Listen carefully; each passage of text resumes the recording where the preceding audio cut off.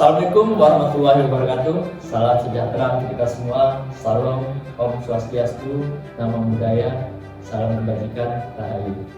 Selamat pagi, izin memperkenalkan diri. Saya Hatta Senilidua dari instansi Badan Pencarian dan Pertolongan Nasional, Unit Kerja Kantor Pencarian dan Pertolongan Kelas B Jambi, Angkatan 7, Kelompok 2.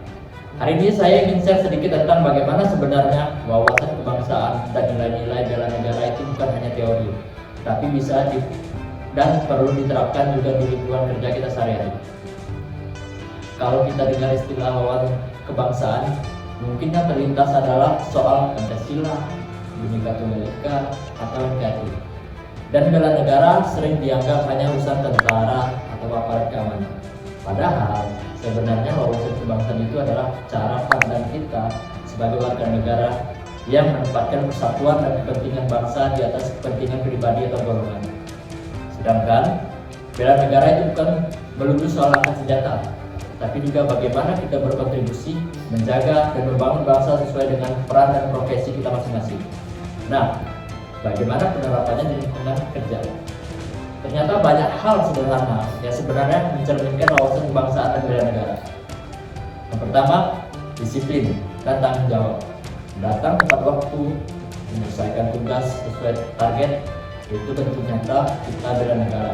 Karena kita ikut menjaga agar organisasi atau instansi kita berjalan baik, produktif, dan memberi manfaat bagi masyarakat luas. Yang kedua, menjaga kerukunan dan menghormati perbedaan. Di kantor, kita pasti punya rekan kerja dari berbagai latar belakang suku, agama, dan budaya. Dengan saling menghormati, kerjasama tanpa diskriminasi, kita sedang menerapkan nilai-nilai persatuan inti dari wawasan kebangsaan. Yang ketiga, menolak praktik korupsi, kolusi, dan nepotisme. Bersikap jujur dan profesional adalah bentuk bela negara yang sangat penting. Karena kita ikut juga menjaga kepercayaan publik terhadap lembaga atau perusahaan tempat kita bekerja. Yang keempat, mau terus belajar dan meningkatkan kompetensi. Misalnya, dengan menjadi SDM yang unggul, kita sebenarnya sedang memperkuat daya saing bangsa, itu juga bagian dari bela negara, meskipun bentuknya tidak terlihat heroik. Dan kelima, kontribusi positif. Ikut program bakti sosial kantor, kampanye ramah lingkungan, atau sekedar membantu rekan kerja yang kesulitan. Hal-hal kecil seperti ini mencerminkan rasa cinta kita kepada bangsa melalui lingkungan kerja.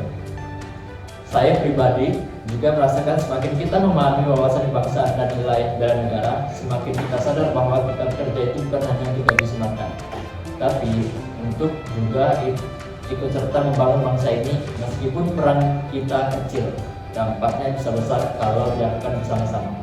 Bayangkan kalau semua pegawai di sektor publik maupun swasta punya semangat yang sama, kerja jujur, profesional, menghormati perbedaan, dan peduli pada kepentingan bersama.